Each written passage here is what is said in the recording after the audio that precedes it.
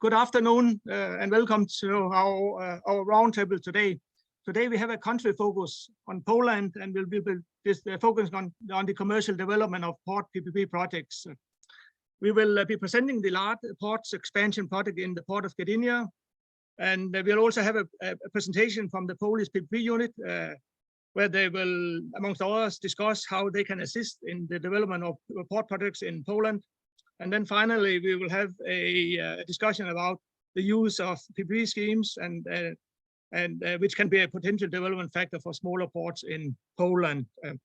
Today, we have a strong panel with us, consisting of Maciej Krzesiński from the Gdynia port. Hello, Maciej. Hello, everyone. And we have Robert Abramowski representing the Polish PPP unit. Hi, Robert. Hello, everyone. It's nice to be here.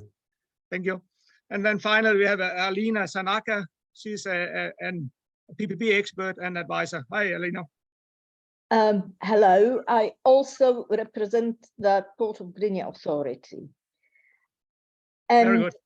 I'll take this opportunity to make a brief announcement in Polish.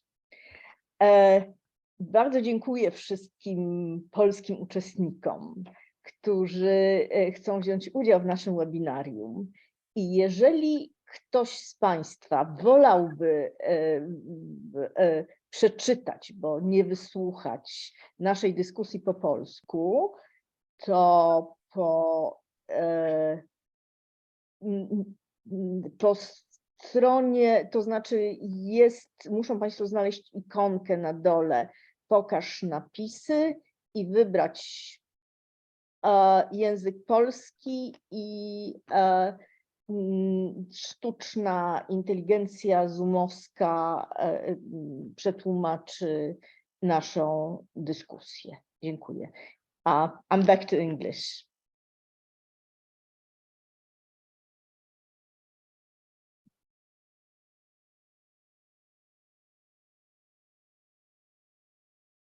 Thank you, Alina. For those who don't know us, WAPPP is registered in Geneva and is a global non-governmental organization that promotes best practices in PPP to align with the United Nations Sustainable Development Goals. We do pro bono voluntary work, and the way we have organized ourselves is via a number of regional and sectoral chapters, as well as thematic chapters. The WAPPP port chapter is a sectoral chapter focusing on ports, whether being seaports or dry ports and so forth. And our mission is to establish a go-to platform for people involved or interested in port PPPs in the design and the implementation of PPP policies and programs working with port projects. And everybody with an interest in port projects, whether government entity, whether port authority, port, terminal operator, investor, or PPP advisor is most welcome. One of our main aims is to contribute to successfully delivery of port PPP projects by sharing available tools, standards, and so forth. And we do events like this and produce content as well. Before we start, there's just a few practical issues. Following the presentations by the panelists, we have some questions for the panelists. And after there's a Q&A session. And for that, please use the Q&A box, and we'll try to address each of your questions. The webinar will be conducted in English, but we understand that Zoom now comes with an online functionality where our speech is translated, can be translated, and we'll try to get that work today. And if you as panelists, or sorry, if you as attendee click on the bottom at the bottom, at the second one to in the lower right corner, then you can translate the speech into Polish text. I don't know whether you also, Alina, will just try to explain that to the attendees.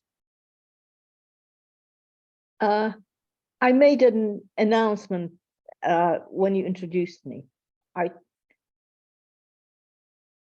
Okay, very good. Okay, now let's get started then.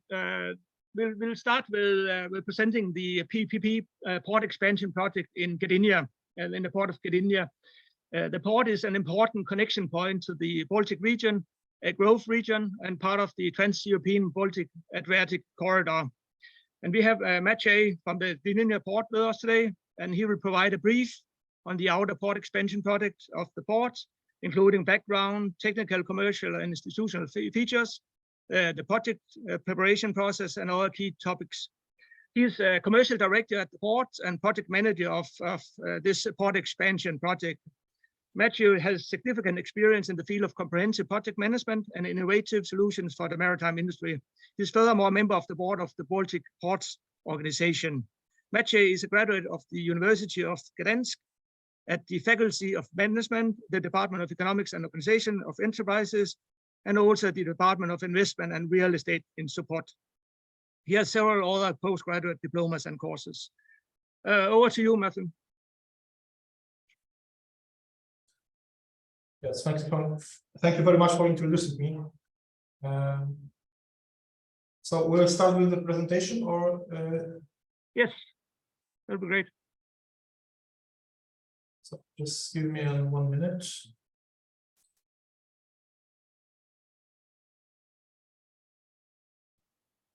Okay. So let's start in a few words about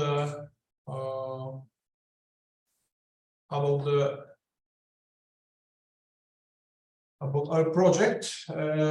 Welcome you warmly very much in Port of Gdynia from my side. And of course, if we talk about the outer port and PPP project in Poland, it's one of the best, one of the biggest project in Poland if we talk in general in the PPP procedure. And of course, it's one of the biggest infrastructure projects in Poland. It's a greenfield project in a landlord model. Why we have to build a completely new land on the sea? Because Gdynia is in general surrounded by the city. Just now we have no land to extend our activity. So just now we have to use and to build a completely new land on the sea. That is why from our side we try to organize it in the PPP formula. Why in this way? Because it's from our point of view, it's a maximum flexibility in design and construction. If we talk about the PPP, it's maximum control of the private partner. It's of course a time efficiency. It's very important for us because we know that just now we are the very important point on the map. If we talk about the Baltic Sea and the south and the north and south corridors connections, the point of in the map of the Europe. And of course it's an optimized spatial organization. We want to host the WAPPP class ships. It's very important for us because just now it's not possible, but it's very important to be the most efficient port on the Baltic Sea. If we talk about the landlord model in PPP, it's well adapted and commonly used in the port project. We try to find a similar project in the world, and we notice that the most of them are built in this way, in the landlord model. If we talk, of course, about the ports, if we talk about the infrastructure built by the, for example, maritime offices, it's of course the different models, but from the port authority view, it's generally the most commonly built in the landlord model. Of course, the standardized procedure is very important for us with the negotiation stage, that all the risks, mitigations, and to meet expectation solutions and outputs are very good managed in this way. For us, because we are after the competition dialogue just now, we know that we address all the risks which are noticed in the way of the competitive dialogue. Of course, higher technical and technological efficiency, financial efficiency resulting from the structure of the project is very important, because just now we know that, and we still know that this project is financially efficient. So we can say that it's the best formula for us. Milestone achieved in the project and the project progress. Here we are. Just now we have a few stages, of course, preparatory tender announcement and competitive dialogue. Just now we are in the stage after the competitive dialogue, before the last part of the tender.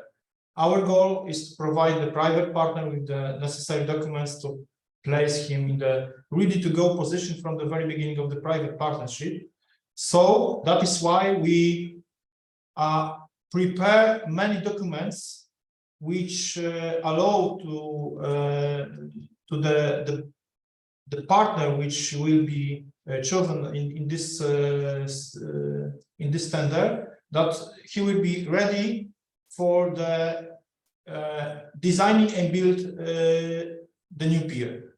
That is why we prepared environmental permit, geological survey, location permission. It's an ongoing process, and Navy approval. It's, of course, we have the approval from the Navy. It's very important, because Port of Gdynia is a port not only for the civil and civil cargo, but of course we are prepared especially for the NATO and for the Polish Navy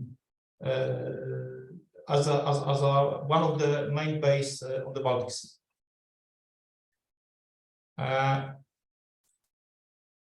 PPP project appraisal, feasibility study, functional utilizing program, and the rest of the part. I mean about the technical dialogue, market testing, 5 rounds of the competitive dialogue, as you can see here, and active communications. We have still be in touch with our potential partners. It will be a PPP agreement with maximized stability and bankability and optimized risk sharing. It's very important. Only that way allow us to achieve this goal. So it's a few words about the port. What can I say more about the technical issues?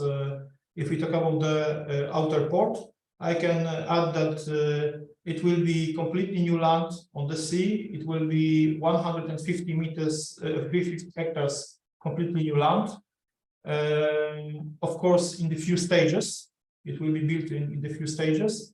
And of course, with all of the part, if we talk about the road access, rail access, completely new, and if we talk about the access from the sea. That's all from my side. If you, of course, have any questions, please. Thank you so much, Maciej. Yeah, please, if you have any questions to this, use the Q&A box, and we'll try to address them later on. Now we'll like to move to the Polish PPP unit, and we'll get a presentation from Robert Abramowski, who is with us, and he'll be presenting the Central PPP unit and how it provides support to develop PPP projects in the port sector, amongst others. Robert heads the unit for PPP projects support in the PPP department in the Ministry of Development Funds and Regional Policy, which is the Central PPP unit in Poland. Robert's main fields of expertise are financial aspects of implementing PPP schemes, financial modeling, and combining PPPs, the EU grants, blended projects. He was a national expert for PPP and cost-benefit analysis during the programming of 2014 to 2020 financial perspective. Robert is also the co-author of the national guidelines for cost-benefit analysis and blended projects within the 2014 to 20 programming period, and the number of articles dedicated to these issues. He graduated from University of Lublin, political science, self-government, and regional policy. He is also an alumni of Warsaw School of Economics. Robert, the floor is yours. Thank you very much for this introduction. I'm fully aware that I'm only supporting actor during this webinar dedicated to the Port of Gdynia, but I hope that my presentation will help you to better understand why the Central PPP Unit has been involved in this process and what is our main purpose.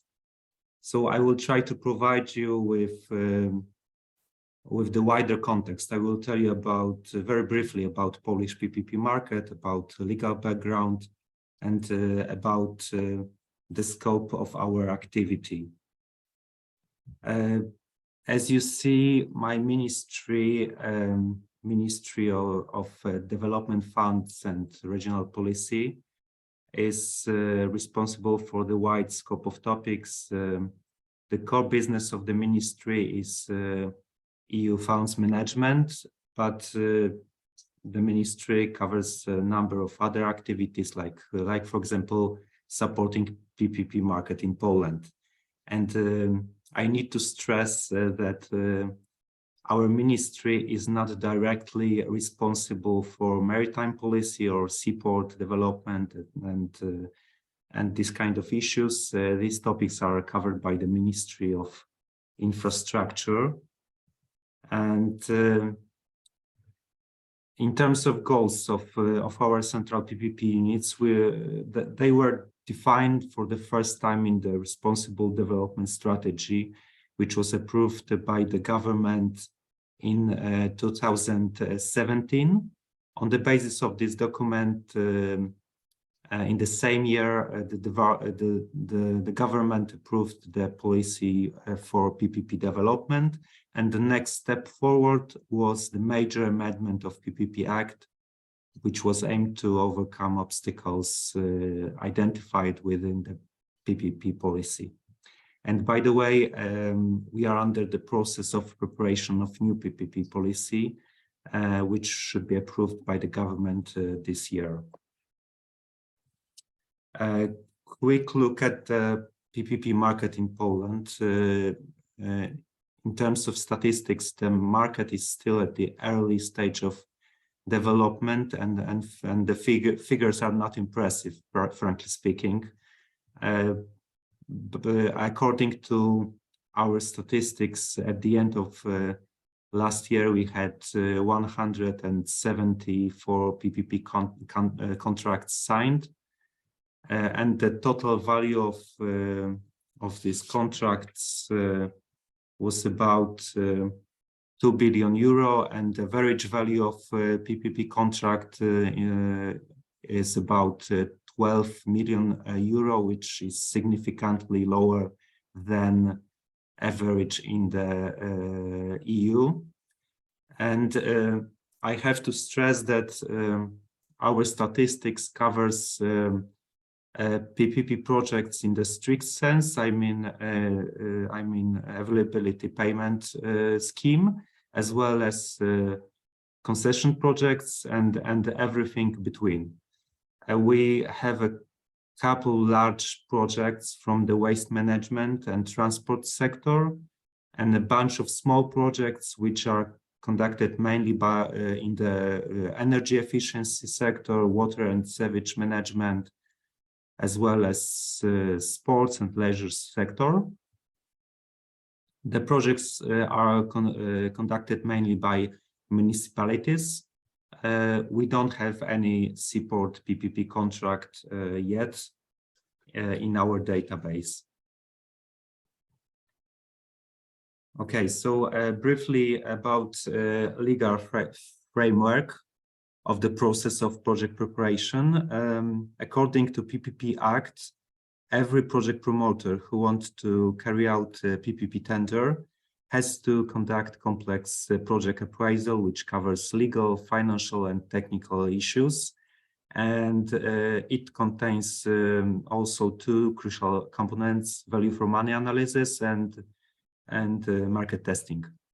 And Central PPP Unit has provided project promoters with detailed guidelines how to carry out this appraisal. These guidelines are not obligatory. In terms of selection of private partner, PPP Act doesn't contain detailed rules or some kind of procedure. It indicates two legal acts which can be used by project promoters to select private partner. The first one is public procurement law, which can be used in case of any kind of PPPs or concession projects. And the Concession Act, the second act, which is dedicated strictly to concession projects. We recommend using public procurement law, like in case of Gdynia, and we also recommend using competitive dialogue as the most relevant procedure of selecting private partner. And finally, the scope of our activity, beside of coordination of PPP policy, it covers a bunch of practical supporting measures like workshops, guidelines, spreading best practice, verification of quality of PPP projects appraisal, and of course supporting individual projects, like in case of Gdynia, is the field which I'm dealing with directly. And we provide support of our internal experts, but also we provide complex external advisory services if it's needed. And I also need to stress that supporting individual PPP projects is not our it's not our ultimate goal. It's more like a tool to ramp up the PPP market in Poland as a whole, and in order to achieve this goal, we need to be in touch with projects to collect good practices and analyze failures and gain information about practical obstacles and so on. We want to be a real competence center helping project promoters to carry out PPP projects. And I'd like to assure that we are prepared to help every project promoters who want to conduct investment under PPP scheme. We are open to support seaport investments and other sectors as well. And we can help to confirm whether the project is doable under PPP scheme and attractive to private sector, private partners, and I'm sure that our involvement in the project conducted by the seaport in Gdynia will be truly fruitful for the whole seaport sector and PPP market in Poland. Thank you very much, and back to you, Erik. Thank you very much, Robert. Interesting indeed. Now we will turn to our last but not least speaker, Alina Sarnacka. But before I do that, I just have one slide I would like to present. I'll just try to share my screen.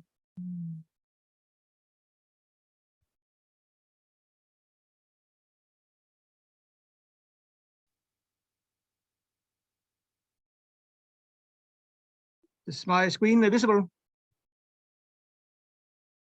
Yes. Yes, thank you. Alina is going to present the horizontal perspective, which include a discussion about port management model here.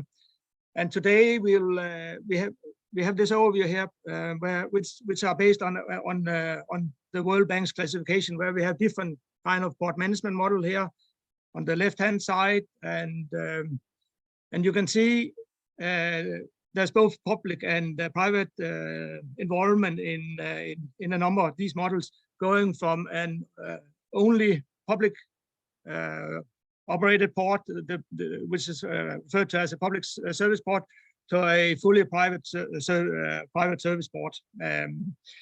In Poland, there's a number of ports which are only run by the public, the port authority. And today we'll discuss the use of the land model, where the port authority or another entity would still focusing on investing in basic infrastructure, but leave the port management operation to the private side.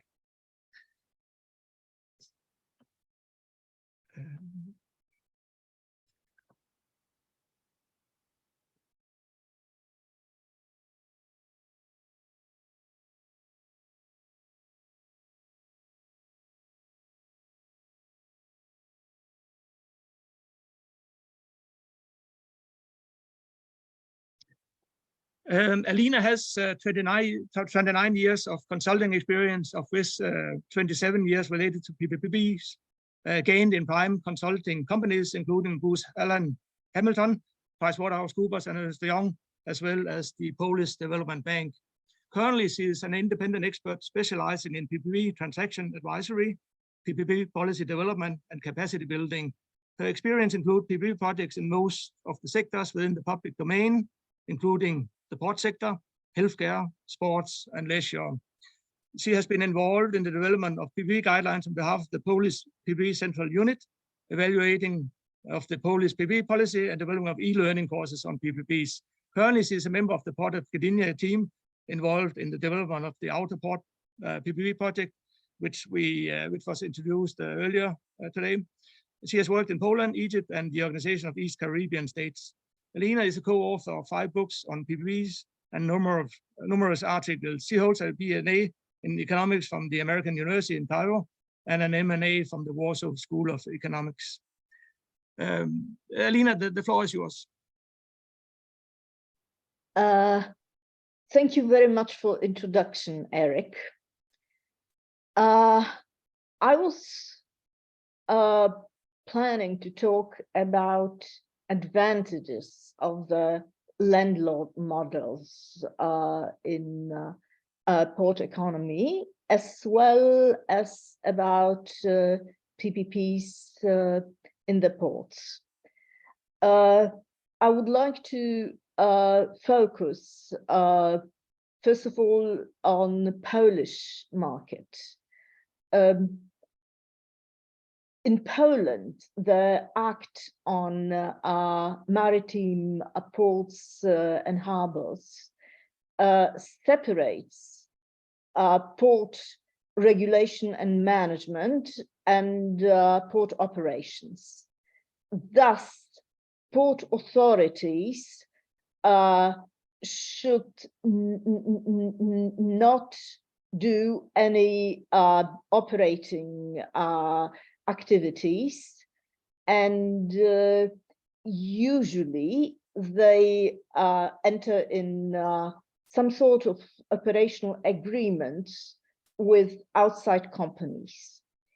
In Poland, there are 3 large ports that I usually name the ports which are important to the national economy, and 29 small ports. The large ports are owned by the states, while the small ports are owned by the local governments.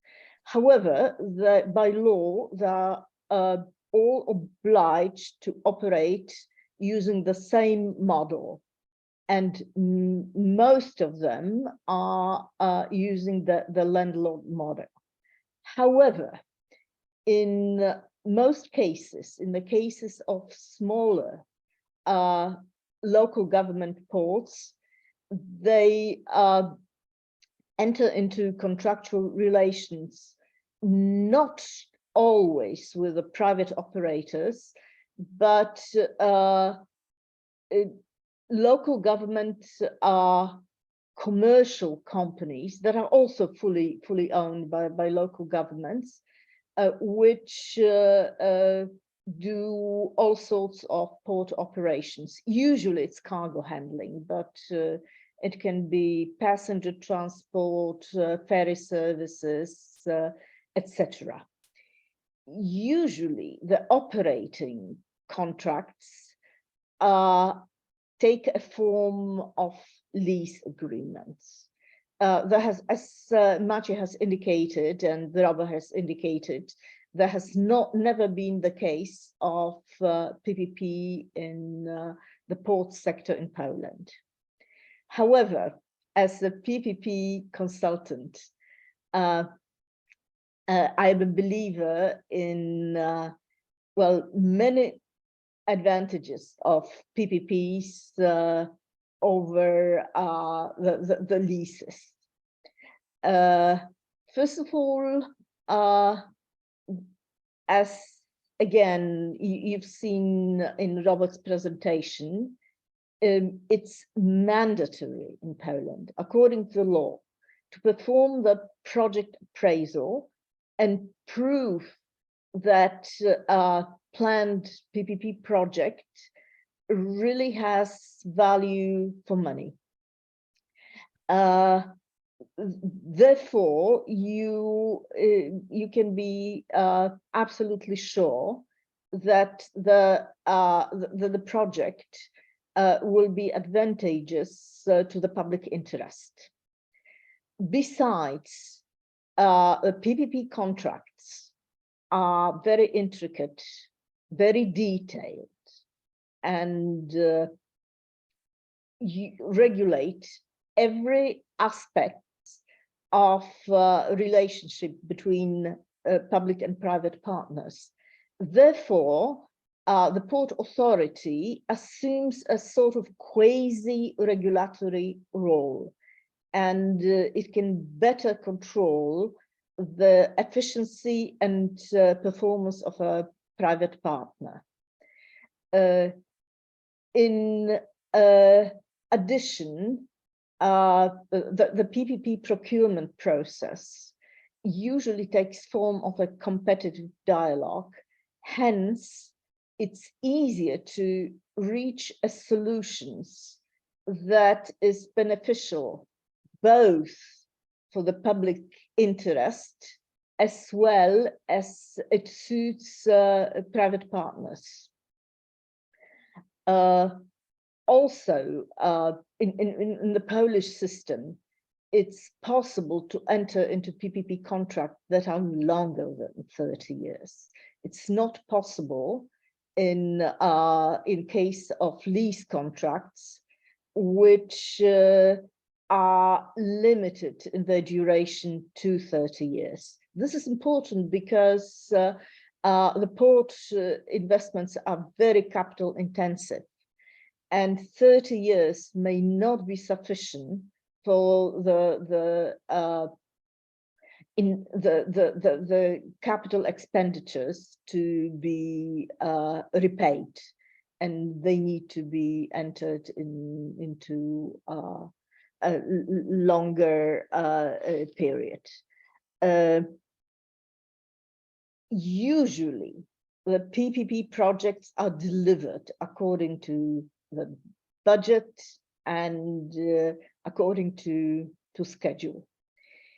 They guarantee the stable performance because PPP contracts have certain mechanisms that assure this. There is a risk sharing.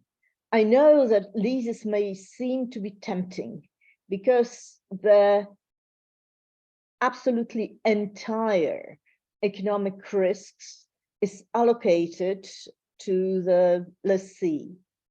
In PPPs, the risks are shared.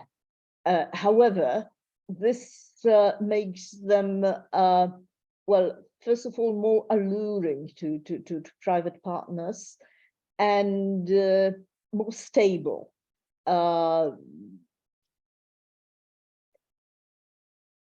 moreover, the PPP tender procedure is fully transparent, and it's as such is appreciated by private partners who know what to expect. Thank you. Back to you, Erik, and I'll be happy to respond to any questions. Thank you so much, Alina, for your insights and perspectives on this topic here.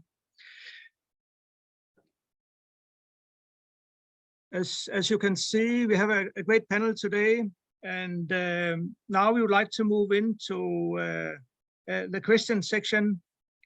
And my first question to the panelists is on the topic of key commercial and financial risks associated with the project. And who would like to start? Shall we begin with Maciej, perhaps?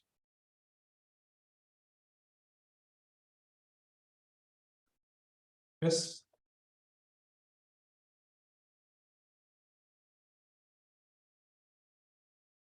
Sorry, Erik, I didn't hear the questions. Can you? I'll just repeat. If you could highlight, select key commercial and financial risks associated with your project, that would be great. Yes, from our point of view, especially the risk of demand is very important. I think that this is considered to be the most serious, and as it affects virtually the entire operation of the project and the revenue generated from the project. This affects the assessments of its effectiveness, attractiveness, of course, especially for the private partner, and therefore the needs assessment had to be carried out early in the project, and it's importantly, it must be constantly reassessed in the way of the project, because we have still be sure that it's the project is efficient in general. This is how we try to manage the risk as a part of our project, by updating all the analysis. If we talk about the, for example, pre-feasibility study, etc., such as the efficiency analysis, which includes the demand analysis, especially demand analysis. In addition, we are dealing with risks similar to any greenfield and project finance, the financing. For example, if we talk about the risk of the in general, if we talk about with the financial institutions, for example, if we talk about finance, it's the risk which we try to manage by the organizing at the very beginning stages to contact with the, for example, financial institutions. That is why before the competitive dialogue, when we were on the way of the technical dialogue, we also invite the financial institutions to this stage of the tender. So, shortly. Yeah, thank you so much. Perhaps I could also highlight that for the port sector, basically for all projects, it's end user paid projects where the private party takes on the commercial risk. I think that's also a key point in the port sector. So the government or local authority or port authority does not have to provide any availability payments, and that's where the port sector is different to other sectors. Yes, but if we talk, if I may, if we talk about the port activity, we have to know that we, of course, we are very local company, but of course we are connected with the rest of the world. That is why, if we talk about the port operations, very important and most important, the crucial for us is demand, and this risk is not only touched by us, but it was very highlighted by the private partners when we have discussions in the dialogue. So it's I think that it's of course not only for our project; it's in general for the other project in the port sector. Indeed. And on the commercial risk, if I may put forward a question to you again, I understand also the Port of Gdynia both have import-export traffic, but also a certain share of transshipment. And I guess transshipment cargo comes with a different risk profile. I don't know whether you can add 1 or 2 comments on that topic. Yes, of course, because just now, for example, we have 2 terminals in our port, but the transshipment is not our, how to say, it's not our strong side, if we can say that, because we have especially a feeder connections. But if we talk about the completely new port, and if we talk about the deep water port, because the outer port will be a deep water port, we want to have especially a bigger and biggest vessels on the Baltic Sea, and one of the biggest in the world. That is why we try to forecast the demand for the transshipment, especially. And of course, we have to take into account the situation just now on the Baltic Sea, because today the transshipment is not too high because we have a war on the Ukraine with Russia, and Russia is a really big market for the future. So we will see. That is why I talk about this reassessment of the analysis, reassessment of the demand, and of course we are still sure that the demand is okay in our project, in the outer port, because we check that maybe not every day, but every stage in the project. Indeed, thank you, Maciej. Robert, could I bring you into the conversation as well? What do you see as systemic risk and risk allocation in general from the Central PPP Unit perspective? Yes, from the wider perspective, we have to remember about systematic risks, not only project risks, because at the moment, Polish PPP market in Poland is, I would say, like a rocking boat, and maybe it's not a perfect storm, but the situation is very serious because of inflation, interest rates, prices of energy, and so on and so on. In general, financial condition of public entities, especially self-governments, is extremely unstable. And this situation, in my opinion, impacts on systematic risk. And why is it important from our point of view, from the point of view of public entities? It's important because in most cases, at the end of the day, a public side will pay the price for this more expensive risk, and we have to decide how to split risks in this context. On the flip side, we all know that PPP is the long-term commitment, and during the implementation of PPP contract, 20, 30 years, the financial turmoils will come and will go, and what can we do in this situation? Most of all, we should provide relevant and fair risk-sharing mechanism. It's the key issue to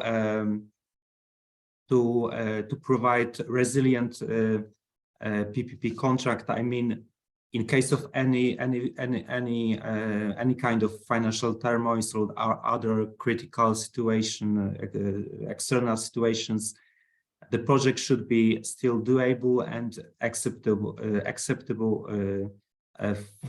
from both sides of the contract. Thank you, Robert, for sharing these interesting perspectives. I would like to move on to a couple of questions on planning and procurement. And I have a question here to you. What were some of the key decisions to be taken when structuring the process? I don't know whether Robert and Maciej, you could speak a little to this. Okay, maybe from my side, a few words. First of all, it's always not a single decision to build or not to build. Such a decision is a set of decisions that result from a series of analyses, and we have to take into account the financial commitment from both the private and public partners.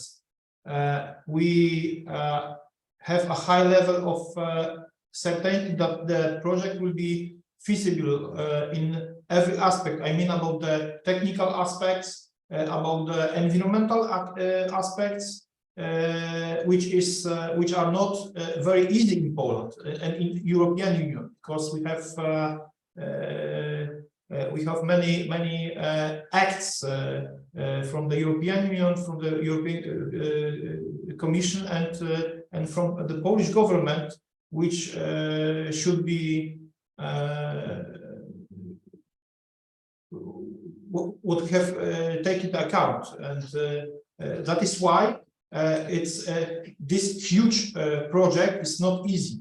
That is why at the beginning of the project we prepared many analyses, because we want to have very major project when we will start with our partner to design and build the pier and the rest of the infrastructure. That is why, of course, we prepare, for example, that's analysis like value for money, for example, many efficiency assessment reports, market testing. It was crucial for us because it's necessary to do that according to the Polish law, etc., etc. So, as I told you earlier, we prepared many of analysis, and what is more important, it's not finished, because we still do the reassessment of this analysis, and we have to be sure in every stage of the project that the analysis looks good, and we have the green light to go through. Thank you. Yes. Thank you. Thank you so much. Robert, anything to add from the Yes. Government's perspective? Is there Yes, any if sort I- of if I- requirements which are not addressed so far? Well, maybe I will add or stress that from our standpoint and according to our guidelines, the key strategic decisions should be taken at this stage of PPP project appraisal, which should be complex, should be supported by value for money analysis and market testing, as in case of Gdynia, as Director Krzesiński said, and I'm pretty sure that the vast number of failed PPP tenders in case of Poland in the past stemmed from the lack or poor quality of PPP project appraisal, and as Ms. Alina said, it's now obligatory to conduct this kind of analysis. Appraisal, and in case of Gdynia, the project appraisal was prepared according to guidelines, to our guidelines, and financial model, in my opinion, was an advanced tool, extremely helpful to look at the project project from a private standpoint and financial institutions as well. market testing was really compelling, and it gave us really thoughtful input to the financial model in terms of risk sharing, financial conditions, and so on. So in my opinion, the key success factor of PPP project is high quality project appraisal. Thank you, Robert. Next question on the procurement process. I recall, Alina, that you mentioned that that there is a competitive dialogue step in the procurement process for this specific project there. I'm not sure whether that is a requirement by law, but could you elaborate a little bit on that? I think that would be quite interesting for the attendees. PPP procurement is another key success factor. I wouldn't dare to decide which one is more important. However, we must be aware of the fact that PPP project appraisal is a bit slanted on the public perspective. Even if you use the experienced advisors with international experience, it still has a public authority perspective. Competitive dialogue, it's one of the modes of public procurement, which involves interactive negotiations between public and private partners. It's extremely useful because it helps private partners to fully understand the needs of the public authority, and I should say the border conditions. I mean, we won't go any further. We want to agree to this condition because it's our public policy.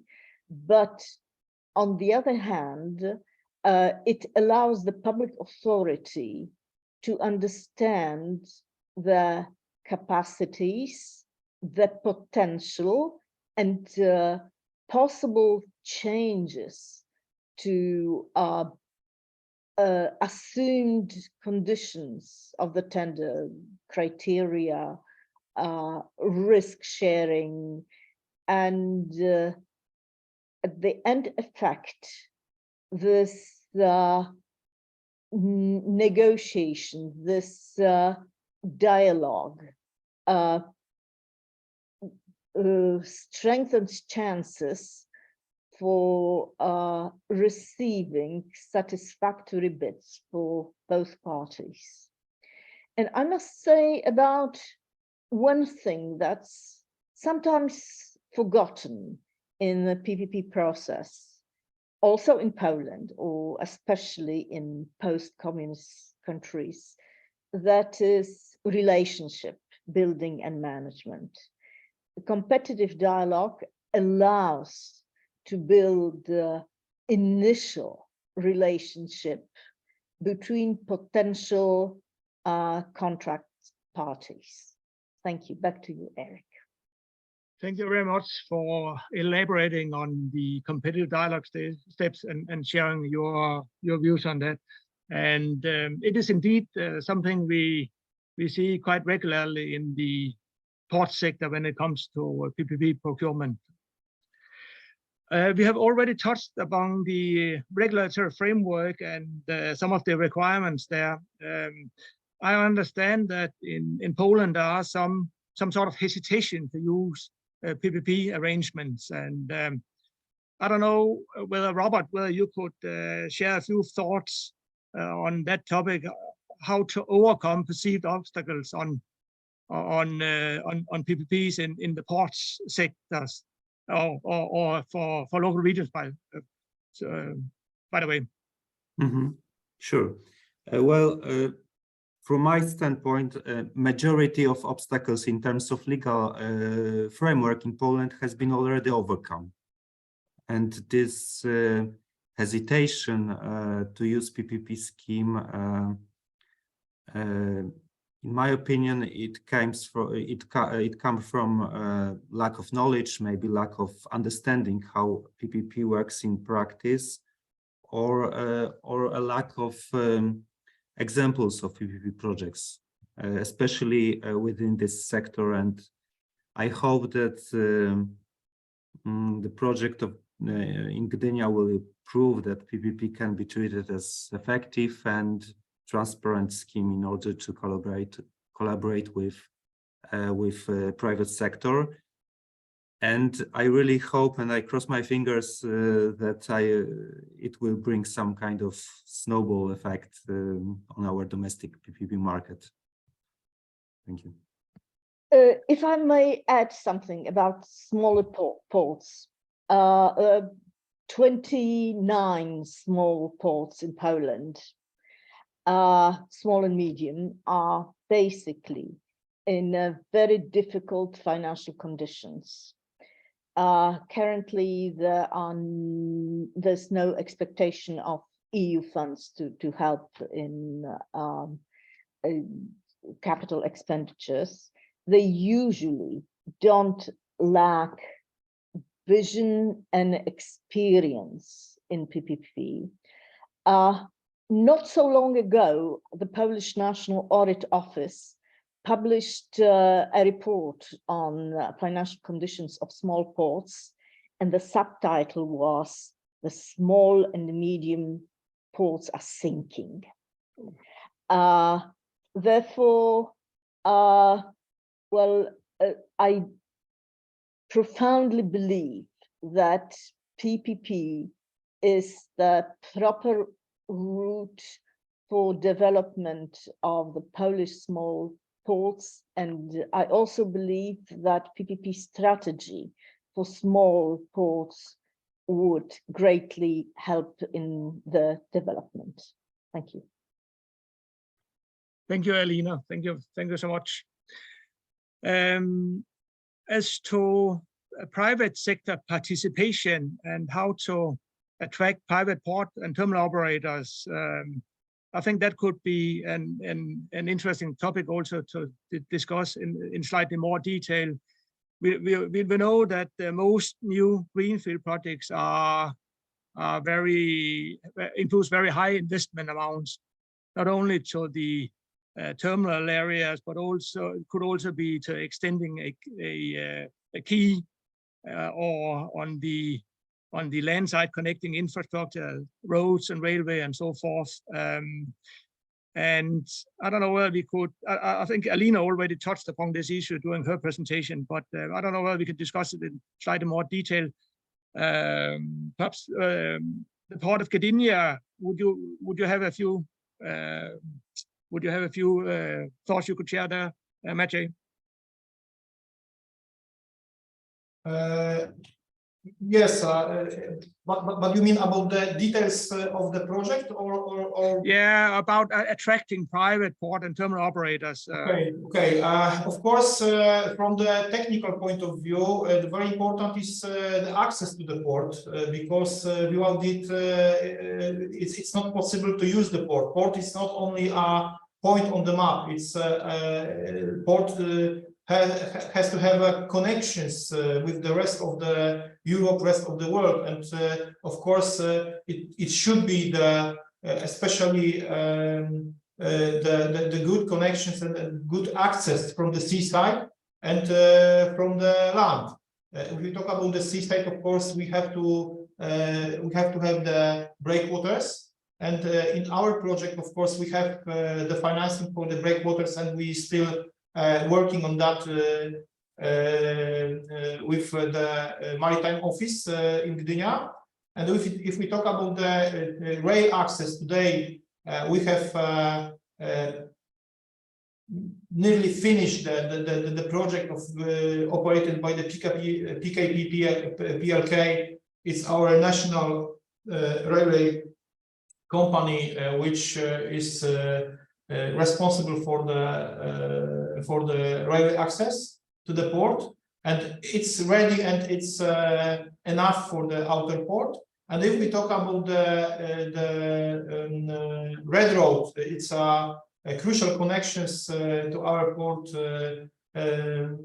on the land. If we talk about the roads, it's just now designed by the special unit in Poland from the government side. But if we talk about the some key factors which are very attractive for the private partnership, first of all, in the case of the public-private partnerships, we must assume that it's must be a project beneficial for the both parties. It's not only for the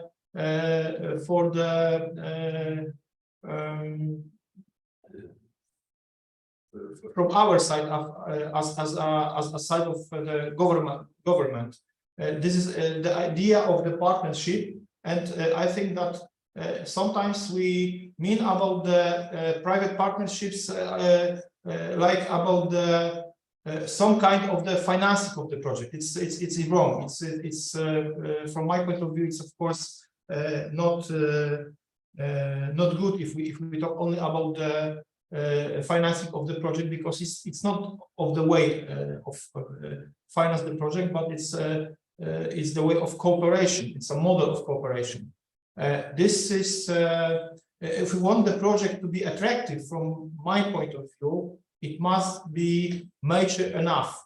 I mean that therefore from the very beginning we try to develop as many documents and permits as possible necessary to start the design and the construction of the external port.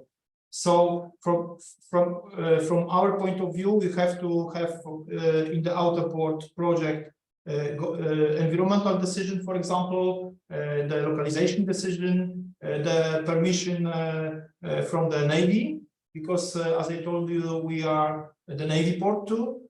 So it's necessary for us, and it's worth noting that the first analysis and preparation of those documents, if we talk, for example, about the environmental decision, it's began in 2018, and the process of selecting a private partner basically started at the end of the 2021. So we had 3 years of the preparation of the documents, and when we start the competitive dialogue, we had the environmental decision. It was very important.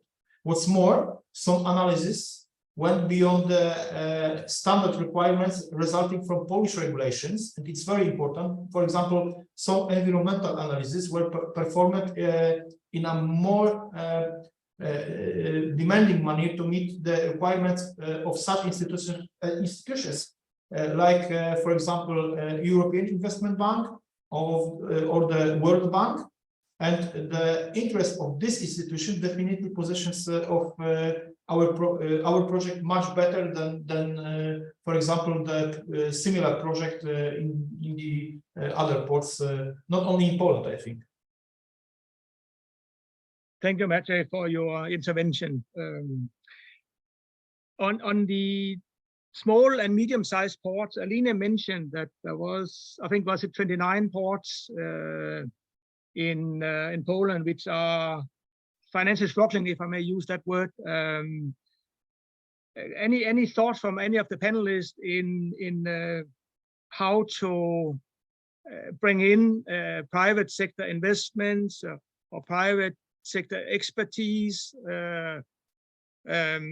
for those ports? One thing is, now we have been discussing the Port of Gdynia, which are a first-class port, I think the top tier port in Poland.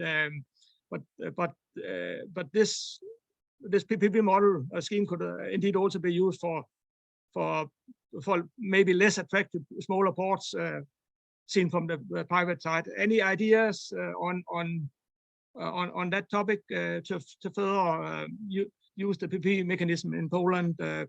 Would it be possible to package some of these ports in and offer them to the market space, not only as single ports, but as a group of ports, or all ideas? Any views on that?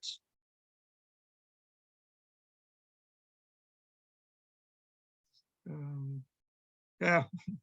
Well, first of all, if I may say about packaging or bundling the smaller project, it's a great idea, and it is really being implemented, for example, in Greece, in Greek island for port marinas, and there's one private partner that has built and is operating several marinas in various locations. However, each small port is different. And first of all, what would need to be done is develop initial development concepts and development needs for each and single port, and then make a general assessment whether PPP would be suitable in a given case. We don't know that. And then I believe in sort of general PPP policy approach. I mentioned that personally, I would find useful development of PPP strategy for development of smaller ports. Like in other countries, there were PPP strategies for development of health sector, like in Turkey or in any other sectors. And I believe this would be absolutely doable, and well, the government or the Central PPP Unit, which is the government intervention, would greatly help. Thank you. Thank you, Alina, for sharing those thoughts. Now let's move on to the Q&A session. I saw there was one question, but I think it has already been partly or fully answered. I would welcome other questions from the attendees.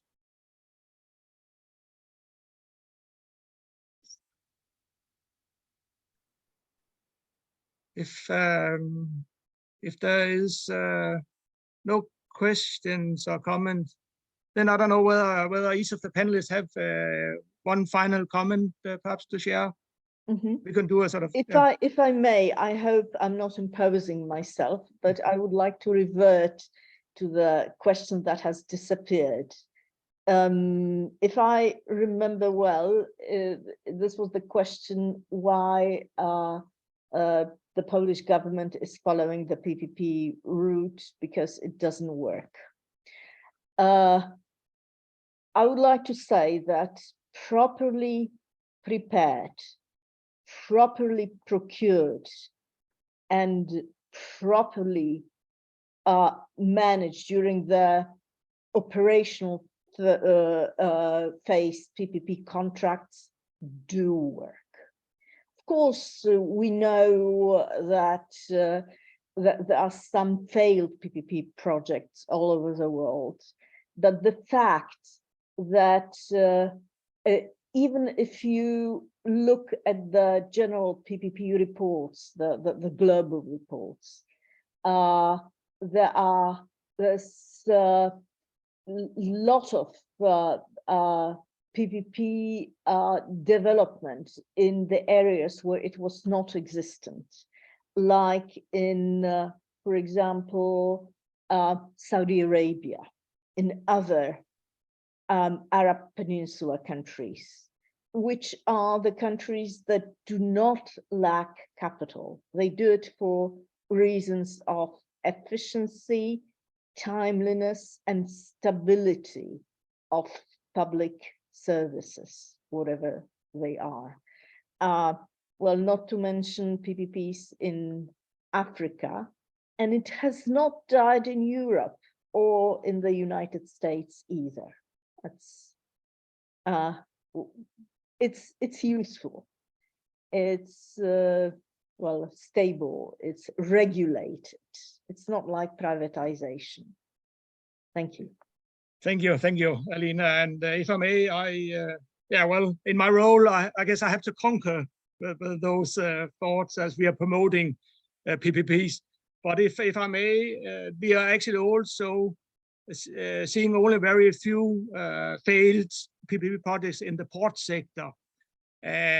Most port products nowadays, you have those are developed as PPPs, where you have a private party and a public party, which are most often the port authority.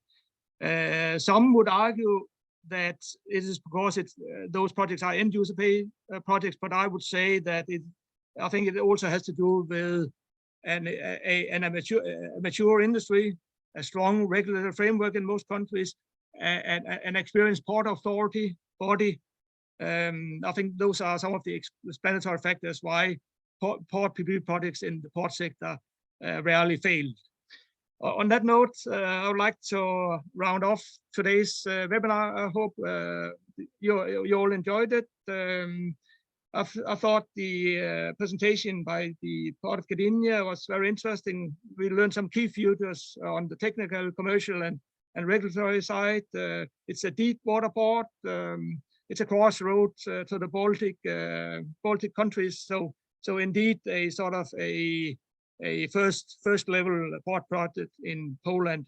We have also learned a lot as to planning and procurement today on sort of the required steps, pre-feasibility study, a value for money analysis, a competitive dialogue process, all elements to increase the likelihood of a successful outcome. And then finally, we had a brief discussion on how to use PPP projects on potentially on smaller medium-sized ports in Poland. With that, I would say thank you so much to the panelists for your great contribution today, and also to all the attendees. The webinar is recorded, and we will very shortly publish it on our YouTube channel. I think it's called Next Level PPPs. There you can find it in a few days. Thank you so much for everybody. I'll say thank you for now. Goodbye. Thank you. Thank you very much. Goodbye. It was a pleasure. And